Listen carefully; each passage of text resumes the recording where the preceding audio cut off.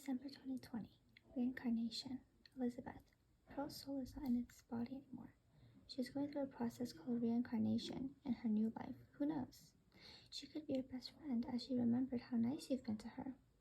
There was something I did to her that could have killed her. I'd say that next time.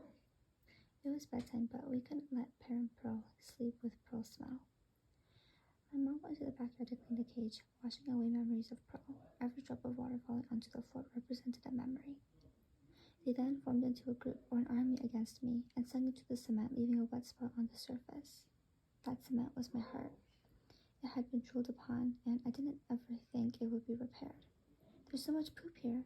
I clean it once a week like Ashlyn, though. She has 3 birds and I have 3 birds. What's the difference? No at all. She has 2 budgies when you have 1, and she has a cockatiel when you have 2. Cockatiel's poops are 3 times the size of a budgie's, remember? It's not enough. Maybe twice a week then. I went to bed, putting the 2 male birds in one cage. This time. Oh, my bird, Pearl. Pearl, is that you? I turned around on my seat to full-on disappointment. Just air. I sprung up from my bed, sleepwalking like, and sped to reality. It was just a dream. Pearl's soul is not in this body anymore. She is going through a process called reincarnation. In her new life, who knows?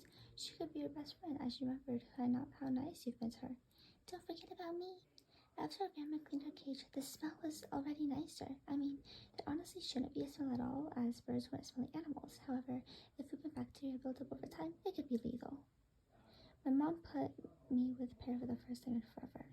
The only silver lining I could think of at the moment was the fact that Pearl wouldn't still bubble at the top of the cage. Sniffle. Pear, I know it's difficult. We have to stick together. I'm sorry for coming in between you two. I'm sorry too for fighting you off just to be with Pearl. I was too selfish. I really did change my behavior. I should as well. I yawned, but I was delighted we were settled at last.